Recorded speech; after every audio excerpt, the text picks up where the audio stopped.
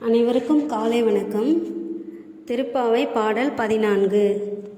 உங்கள் புழக்கடை தோட்டத்து வாவியுள் செங்கல் நீர் வாய் நெகிழ்ந்து ஆம்பல் வாய் கூம்பினகான் செங்கல் பொடி கூரை வெண்பல் தவத்தவர் தங்கள் திருக்கோவில் சங்கிடுவான் போதந்தார் எங்களை முன்னம் எழுப்புவான் வாய்ப்பேசும் நங்காய் எழுந்திராய் நாணாதாய் நாவுடையாய் சங்கொடு சக்கரம் ஏந்தும் தடக்கையன் பங்கைய கண்ணானனை பாடேலோர் எம்பாவாய்.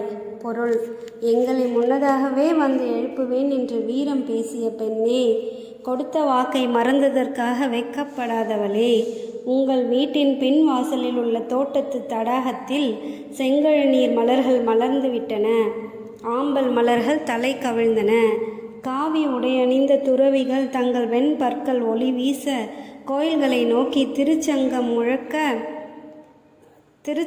முழக்கம் செய்வதற்காக சென்று கொண்டிருக்கின்றனர்.